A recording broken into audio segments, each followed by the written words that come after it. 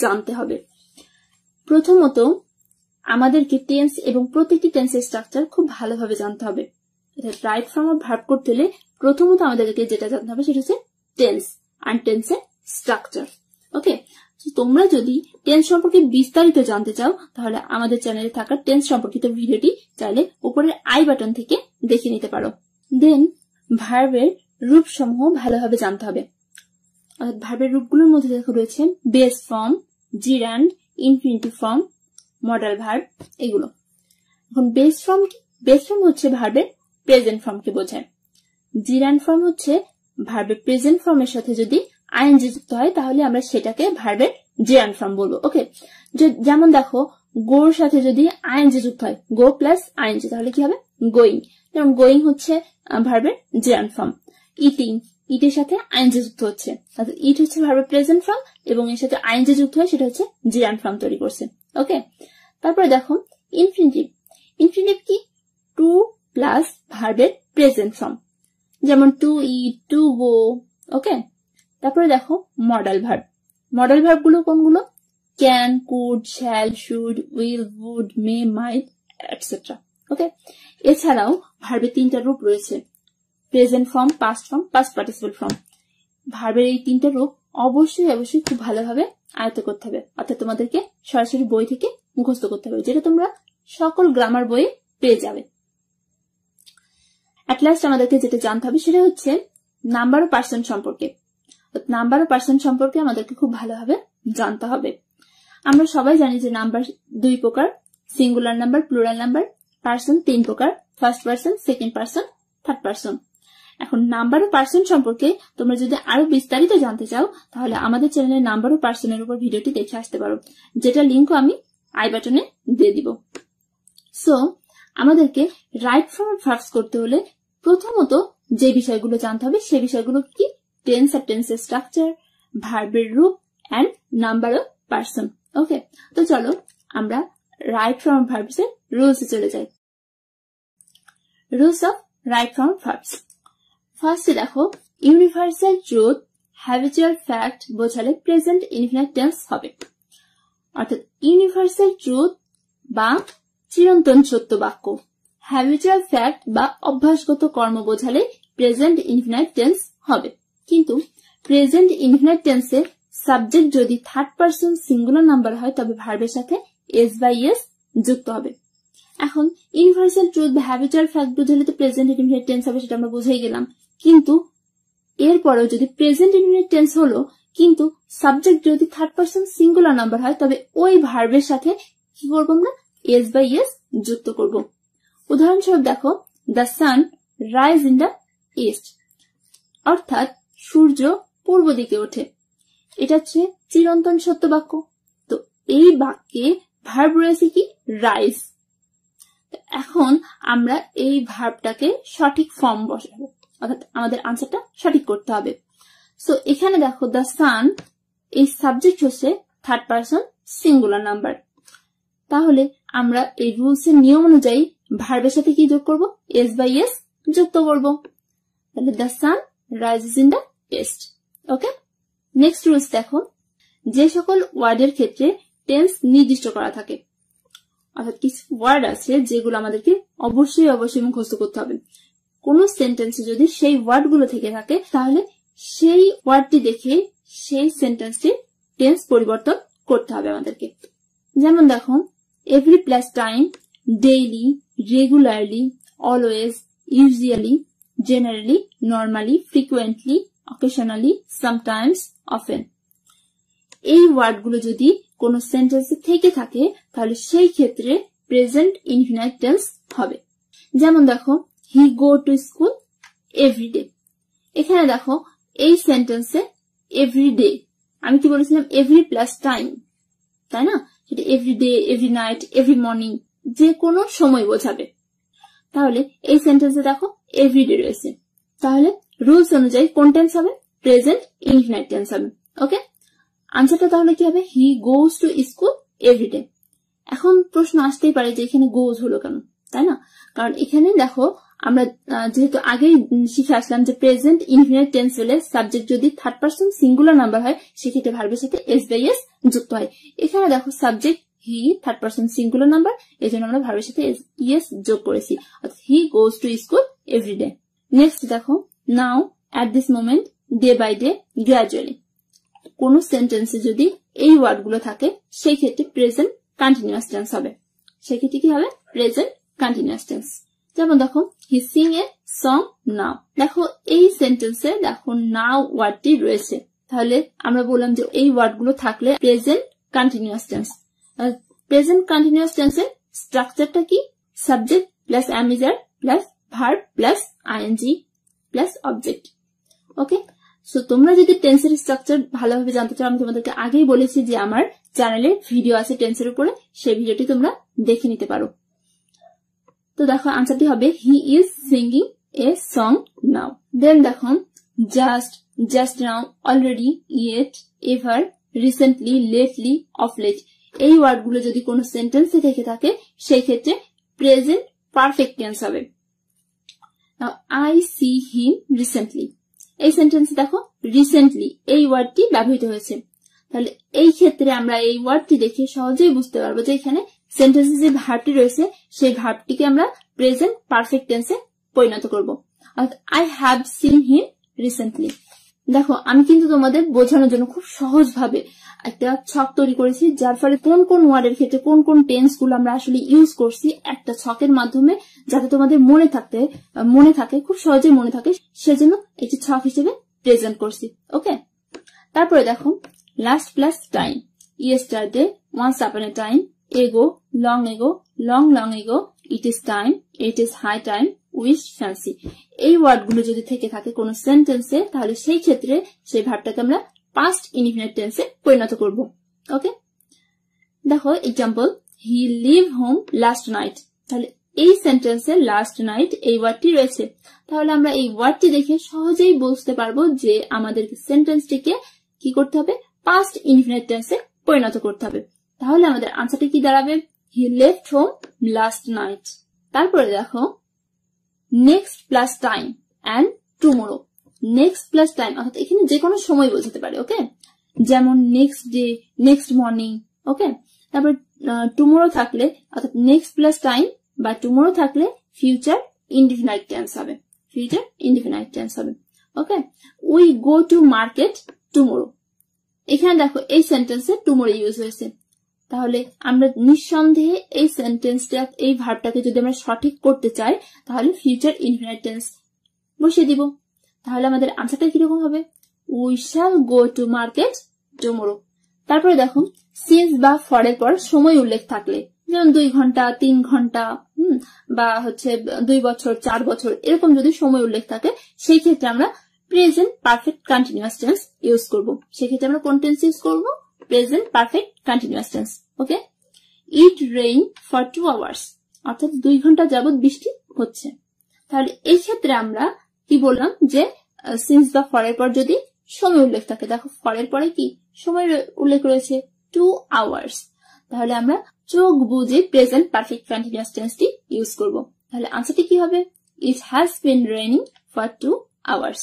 দেন next rules দেখো, এতক্ষণ আমরা জেনে আসলাম যে কোন কোন ওয়ার্ডের ক্ষেত্রে কোন কোন টেন্স গুলো হয়। এখন আমরা জানবো যে সকল ক্ষেত্রে ভার্বের প্রেজেন্ট ফর্ম হয়, অর্থাৎ কোন কোন ক্ষেত্রে ভার্বের প্রেজেন্ট ফর্ম আমরা ইউজ করব সেই সকল ক্ষেত্রগুলো আমরা দেখে নিব। মডাল অক্সিলারি ভার্বস, কোন সেন্টেন্সে যদি মডাল অক্সিলারি ভার্ব থাকে তাহলে সেই সকল ক্ষেত্রে আমরা ভার্বের প্রেজেন্ট ফর্ম ইউজ করব। ওকে, তাহলে মডাল অক্সিলারি ভার্ব কোনগুলো চলো আমরা দেখিনি। Can, could, shall, should, will, would, may, might, ought to, had better, had rather, would better, would rather, let, must, need, dare। এই মডেল অক্সিলারি ভার্বগুলো তোমরা খুব ভালোভাবে মুখস্থ করে ফেলবা। ওকে, যাতে তোমরা দেখে কোন সেন্টেন্স দেখিয়ে চিনতে পারো যে এইগুলো মডেল অক্সিলারি ভার্ব। সো এই মডেল অক্সিলারি ভার্ব যদি কোনো সেন্টেন্স থাকে আর এই মডেল অক্সিলারি ভার্বের পরে যদি কোনো ভার্ব থাকে অর্থাৎ মূল ভার্ব থাকে তাহলে সেই ক্ষেত্রে আমরা ভার্বের প্রেজেন্ট ফর্ম ইউজ করব। ওকে, চল আমরা একটা এক্সাম্পল দেখিনি। You had better to go home, এটা হচ্ছে মডেল অক্সিলারি ভার্ব। সো এই ক্ষেত্রে এরপরে যে ভার্বটা ইউজ হবে সেই ভার্বটার অবশ্যই প্রেজেন্ট ফর্ম ইউজ হবে। ওকে, তাহলে আনসার হবে you had better go home. তারপরে দেখো যে সকল ক্ষেত্রে ভার্বের পাস্ট পার্টিসিপল ফর্ম হয়। এতক্ষণ আমরা জেনে আসলাম যে সকল ক্ষেত্রে ভার্বের প্রেজেন্ট ফর্ম হয়। এখন আমরা জানবো কোন কোন ক্ষেত্রে ভার্বের পাস্ট পার্টিসিপল ফর্ম হয়। দেখো modal auxiliary verb plus be অথবা হ্যাভ এর পরে ব্র্যাকেটের ভার্বের পাস্ট পার্টিসিপল হয়। অর্থাৎ মডাল অক্সিলারি ভার্ব গুলোর পরে যদি বি অথবা হ্যাভ থাকে, ওকে, মডাল অক্সিলারি ভার্বের পরে যদি বি অথবা হ্যাভ থাকে এবং তারপরে যদি ব্র্যাকেটে ভার্ব থাকে, তাহলে সেই ক্ষেত্রে আমরা ভার্বের পাস্ট পার্টিসিপল ফর্মটি বসাবো। আর আমি তোমাদেরকে আগেই বলে দিয়েছিলাম যে রাইট ফর্মের ভার্ব করতে হলে আমাদেরকে ভার্বের তিনটা রূপ past, present, past participle form খুব ভালোভাবে মুখস্থ করতে হবে। সো এই ক্ষেত্রে দেখো ভার্বের পাস্ট পার্টিসিপল ফর্ম বলছে, তো তুমি যদি ভার্বের পাস্ট পার্টিসিপল ফর্মটি মুখস্থ না করে থাকো তাহলে কিন্তু এই ক্ষেত্রে আমরা পাস্ট পার্টিসিপল ফর্মটি রাইট ভাবে বসাতে পারবো না। ওকে, সো তোমরা যে কোনো গ্রামার বই থেকে ভার্বের এই রূপগুলো মুখস্থ করে ফেলবে। The work can B do immediately. এই সেন্টেন্সে দেখো মডাল অক্সিলারি ভার্ব কি রয়েছে? Can. Modal auxiliary verb can রয়েছে এবং এরপরে কি রয়েছে? বি রয়েছে। তাহলে আমরা কি বললাম? রুলস মোতাবেক আমাদের কি হবে? মডাল অক্সিলারি ভার্বের পরে যদি বি অথবা হ্যাভ থাকে তাহলে ব্র্যাকেটে এরপরে যদি ব্র্যাকেটে ভার্ব থাকে সেই ভার্বটার আমরা পাস্ট পার্টিসিপল ফর্ম বসাবো। তাহলে ডু এর পাস্ট পার্টিসিপল ফর্ম হবে হচ্ছে ডান। তাহলে আমাদের রাইট আনসারটা কি হবে? The work can be done immediately. তারপরে দেখো to be, having, have, has, had, get, got এরপরে ব্র্যাকেটের ভার্বের পাস্ট পার্টিসিপল হয়। অর্থাৎ কোন সেন্টেন্সে যদি to be, having, have, has, had, get, got এই ওয়ার্ডগুলো থাকে, তারপরে যদি ভার্ব থাকে তাহলে সেই ক্ষেত্রে আমরা ভার্বের পাস্ট পার্টিসিপল ফর্ম বসাবো। দেখো এক্সাম্পল দেখো, I got the work due by him। এই ক্ষেত্রে দেখো সেন্টেন্সে got এই ওয়ার্ডটি ইউজ হয়েছে, তাহলে আমরা ব্র্যাকেটে যে ভার্বটি থাকবে সেই ভার্বের অবশ্যই পাস্ট পার্টিসিপল ফর্ম বসাবো। অর্থাৎ আনসারটা হবে I got the work done by him। তারপরে দেখো কোন সেন্টেন্স অর্থাৎ সেন্টেন্সটি যদি প্যাসিভ ভয়েসে হয় তাহলে টেন্স ও পার্সন অনুযায়ী অক্সিলারি ভার্ব প্লাস ভার্বের পাস্ট পার্টিসিপল হবে। এখন সেন্টেন্সটি যদি প্যাসিভ হয় তাহলে টেন্স ও পার্সন অনুযায়ী অক্সিলারি ভার্ব আর ভার্বের পাস্ট পার্টিসিপল হবে। এখন সেন্টেন্সটা যে প্যাসিভে রয়েছে তা আমরা বুঝবো কিভাবে, তাই না? তাহলে আমাদেরকে প্যাসিভ ভয়েস চিনতে হবে আগে, যে সেন্টেন্সটা প্যাসিভে রয়েছে আগে তো আমাকে সেটা চিনতে হবে। তাহলে আমরা প্যাসিভ রয়েছে, সেন্টেন্সটা যদি প্যাসিভে রয়েছে সেটা আমরা কিভাবে বুঝবো? দেখো বস্তুবাচক কোনো কিছু সাবজেক্ট হিসেবে ব্যবহৃত হয় এবং কাজটি অন্যের দ্বারা সম্পাদিত হয়, তখন সেই সেন্টেন্সটা প্যাসিভে থাকবে। আমরা বুঝবো যে সেই সেন্টেন্সটা প্যাসিভে রয়েছে।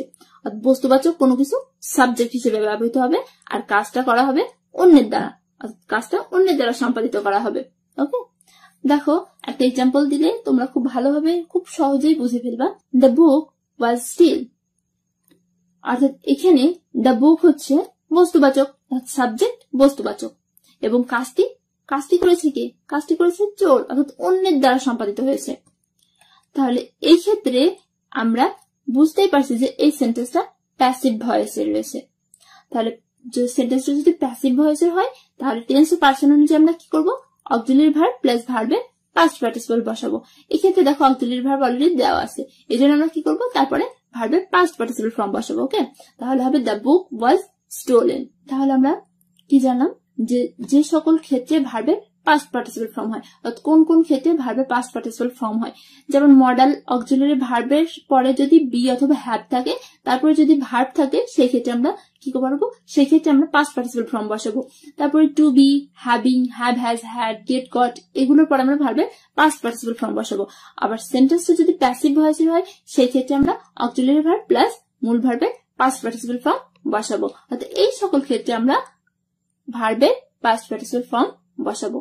ওকে, তারপরে দেখি চলো যে সকল ক্ষেত্রে ভার্বের ভার্ব প্লাস আইএনজি ফর্ম হয়, অর্থাৎ কোন কোন ক্ষেত্রে ভার্বের ভার্ব প্লাস আইএনজি ফর্ম হয় সেগুলো আমরা দেখিনি। অর্থাৎ ভার্বের সাথে আইএনজি যুক্ত হয়। With a view to, look forward to, be use to, get use to, accustom to, addicted to, mind, would you mind, can not help, could not help এবং সকল প্রিপোজিশনের পর এই সকল ক্ষেত্রে আমরা ভার্বের সাথে আইএনজি বসাবো। দেখো example, I went to library with a view to read book। এখানে দেখো আমার এই সেন্টেন্সে উইথ এ ভিউ টু এই ওয়ার্ডটি ইউজ হয়েছে। তাহলে এরপরে যেই ভার্বটি থাকবে সেই ভার্বের সাথে আমরা কি বসাবো, আইএনজি যুক্ত করব। অর্থাৎ I went to library with a view to reading book. এখন এখানে দেখো আমি একটা মার্ক দিয়ে অন্য কালার দিয়ে মার্ক করেছি, তাই না, একটা আলাদা কালার দিয়ে মার্ক করেছি। এখানে দেখো আমি যে ওয়ার্ড গুলো দিয়েছি প্রত্যেকটা ওয়ার্ডের পরে কিন্তু টু রয়েছে, বাট কেবলমাত্র প্রিপোজিশন টু এর পরে কিন্তু ভার্বের প্রেজেন্ট ফর্ম হবে। কি বলছে যে কেবলমাত্র প্রিপোজিশন টু এর পরে ভার্বের প্রেজেন্ট ফর্ম হবে। অর্থাৎ এই ওয়ার্ডটি যদি পুরো থাকে, যেমন with a view to, look forward to, be use to, get use to, এই ওয়ার্ড গুলো যদি পুরোপুরি থাকে তখন সেই ক্ষেত্রে কিন্তু ভার্বের সাথে অবশ্যই আইএনজি হবে। কিন্তু যদি শুধু প্রিপোজিশন টু হয় তাহলে সেই ক্ষেত্রে কিন্তু ভার্বের প্রেজেন্ট ফর্ম হবে। এই বিষয়টা অবশ্যই খুব ভালোভাবে মাথায় রাখতে হবে, কারণ এরকম এক্সাম্পল তোমার বেশিরভাগ সময় পরীক্ষাতে দিয়ে দেয়। কোন সেন্টেন্সে দুইটা ভার্ব থাকলে ব্র্যাকেটে ভার্বের সাথে ভার্ব প্লাস আইএনজি হয়। আর একটা সেন্টেন্সে যদি দুইটা ভার্ব থাকে সেই ক্ষেত্রে পরের ভার্বটার সাথে ভার্বের আইএনজি ফর্ম হয়। ওকে, যেমন দেখো আই স হিম গোয়িং, এখানে স একটা ভার্ব আবার গো একটা ভার্ব, তাহলে এই ক্ষেত্রে আমরা পরের ভার্ব কোনটা, পরের ভার্ব হচ্ছে গো, তাহলে গো এর সাথে আমরা আইএনজি যুক্ত করব। রাইট আনসারটা কি হবে, আই স হিম গোয়িং। তারপরে দেখো হোয়াইল এর পর যদি ব্র্যাকেটে ভার্ব থাকে তাহলে উক্ত ভার্বের সাথে ভার্ব প্লাস আইএনজি হয়। অর্থাৎ হোয়াইল এর পরে যদি ভার্ব থাকে তাহলে সেক্ষেত্রে আমরা ভার্বের সাথে আইএনজি যুক্ত করব। যেমন দেখো while walk in the morning I saw a snake on the street. While এর পরে কি রয়েছে, ভার্ব রয়েছে। তো হোয়াইল এর পরে যেহেতু ভার্ব রয়েছে সেহেতু ভার্বের সাথে কি যুক্ত করব, আইএনজি যুক্ত করব। ওয়াক এর সাথে আইএনজি যুক্ত হলে কি হবে, walking. While walking in the morning I saw a snake on the street. But দেখো হোয়াইল এর পর যদি সাবজেক্ট থাকে তাহলে হোয়াইল যুক্ত অংশটি পাস্ট কন্টিনিউয়াস টেন্স করতে হবে। অর্থাৎ হোয়াইল এর পর যদি সাবজেক্ট থাকে সেক্ষেত্রে আমরা সেই সেন্টেন্সটাকে আমরা পাস্ট কন্টিনিউয়াস টেন্সে পরিণত করব। এই ক্ষেত্রে দেখো while he walk in the morning he saw a snake, while এর পরে কি রয়েছে, সাবজেক্ট রয়েছে। আর আমরা কি বললাম যে হোয়াইল এর পরে যদি সাবজেক্ট থাকে সেক্ষেত্রে হোয়াইল যুক্ত অংশটি পাস্ট কন্টিনিউয়াস টেন্সে পরিণত করতে হবে। তাহলে আমরা এটাকে পাস্ট কন্টিনিউয়াস টেন্সে স্ট্রাকচার অনুযায়ী পাস্ট কন্টিনিউয়াস টেন্সে পরিণত করব। তাহলে আনসারটি এরকম হবে, while he was walking in the morning he saw a snake। তাহলে আমরা কোন কোন ক্ষেত্রে ভার্বের আইএনজি ফর্ম বসাবো, যখন এই ওয়ার্ড গুলো থাকবে, অর্থাৎ with a view to, look forward to, be use to, get use to, accustom to, addicted to, mind, would you mind, can not help, could not help, এবং সকল প্রিপোজিশনের ক্ষেত্রে ভার্বের সাথে আইএনজি বসাবো। এবং কোন সেন্টেন্স যদি পাশাপাশি দুইটা ভার্ব থাকে তাহলে সেই ক্ষেত্রে আমরা পরের ভার্বটির সাথে আইএনজি যুক্ত করব। এবং হোয়াইল এর পর যদি সরাসরি ভার্ব থাকে সেই ক্ষেত্রে আমরা ভার্বের সাথে আইএনজি যুক্ত করব। আমরা ব্যতিক্রম শিখলাম, ব্যতিক্রম হচ্ছে হোয়াইল এর পর যদি সাবজেক্ট থাকে সেই ক্ষেত্রে কিন্তু আমরা ভার্বের সাথে আইএনজি যুক্ত করব না, সেই ক্ষেত্রে আমরা ওই হোয়াইল যুক্ত অংশটাকে পাস্ট কন্টিনিউয়াস টেন্সে পরিণত করব। ওকে, নেক্সট রুলসে বলছে কোন সেন্টেন্সে যদি কোঅর্ডিনেটর কনজাংশন গুলো কি কি, চলো আমরা একটা দেখিনি। অ্যান্ড, বাট, অর, এই and, but, or K coordinator conjunction বলে।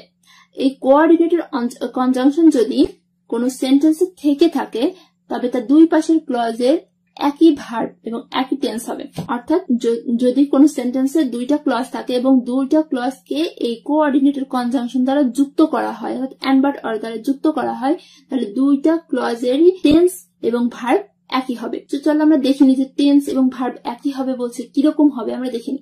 দেখো এক্সাম্পলে বলছে I decided to take it and distribute among all.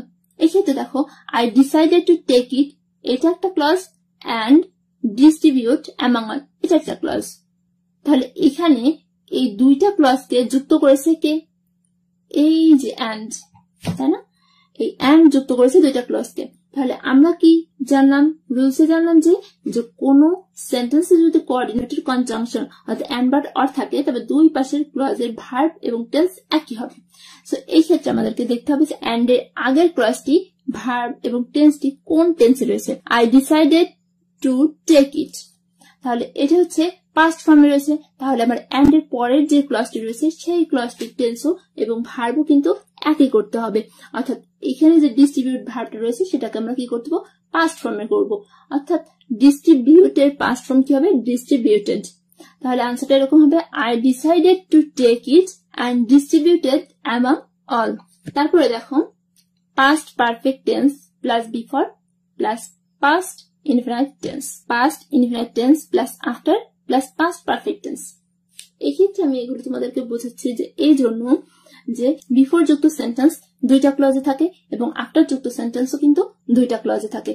বিফোরের আগের অংশটা সবসময় পাস্ট পারফেক্ট টেন্সের হবে এবং বিফোরের পরের অংশটা সবসময় পাস্ট ইনফিনিট টেন্সের হবে। ওকে, তাহলে বিফোরের আগের ক্লজটা কোন টেন্সের থাকবে? বিফোরের আগের ক্লজটা কোন টেন্সে থাকবে? বিফোরের আগের ক্লজটা হচ্ছে পাস্ট পারফেক্ট টেন্সে থাকবে, আর বিফোরের পরের ক্লজটা পাস্ট ইনফিনিট টেন্সে থাকবে। আর আফটারের ক্ষেত্রে এর বিফোরের উল্টো, আর বিফোরের বিপরীত। ওকে, আফটারের ক্ষেত্রে প্রথম ক্লজটা হবে পাস্ট ইনফিনিট টেন্সে আর পরের ক্লজটা হবে পাস্ট পারফেক্ট টেন্সে। তো চলো আমরা একটা এক্সাম্পল দেখিনি। The patient died before the doctor came. এক্ষেত্রে দেখো বিফোর যুক্ত সেন্টেন্সের প্রথম ক্লজ আছে একটা the patient died. ওকে, আর বিফোর যুক্ত হচ্ছে সেন্টেন্সের পরে দেখো একটা ক্লজ রয়েছে the doctor came. অর্থাৎ বিফোর যুক্ত সেন্টেন্স কিন্তু দুইটা ক্লজে অলরেডি বিভক্ত হয়ে রয়েছে। তাহলে এখন আমরা রুলস মোতাবেক কি করব? রুলসে কি ছিল যে বিফোর যুক্ত সেন্টেন্সের প্রথম ক্লজে থাকে পাস্ট পারফেক্ট টেন্সে আর পরের ক্লজটা থাকে পাস্ট ইনডিফিনিট টেন্সে। দেখো পরের ক্লজটা দ্য ডক্টর কেম, এটা কিন্তু পাস্ট ইনডিফিনিট টেন্সে রয়েছে।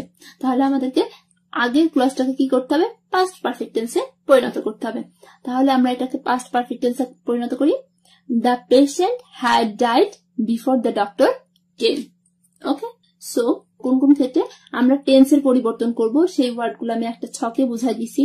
আবার কোন কোন ক্ষেত্রে ভার্বের প্রেজেন্ট ফর্ম ইউজ করব, কোন কোন ক্ষেত্রে ভার্বের সাথে আইএনজি যুক্ত করব, কোন কোন ক্ষেত্রে আমরা ভার্বের পাস্ট পার্টিসিপল ফর্ম বসাবো, সেগুলো কিন্তু আমি খুব সংক্ষিপ্তভাবে তোমাদেরকে আমি বুঝাইছি। আশা করছি তোমাদের ক্লাসটি খুবই ভালো লাগবে। তো প্রিয় শিক্ষার্থী বন্ধুরা, রাইট ফ্রম আ ভার্ব নিয়ে আশা করছি আর কোনো প্রবলেম হবে না। তারপরে যদি কোনো প্রবলেম থেকে থাকে তাহলে অবশ্যই আমাকে কমেন্ট করবে। I will response you as soon as possible. Okay, আর নেক্সট ক্লাসে আমরা দেখবো ট্যাগ কোশ্চেন কিভাবে করতে হয় এন্ড কিভাবে করলে ফুল মার্কস পাওয়া যায়। Okay, so do subscribe and press the bell icon to never miss an update. Bye by.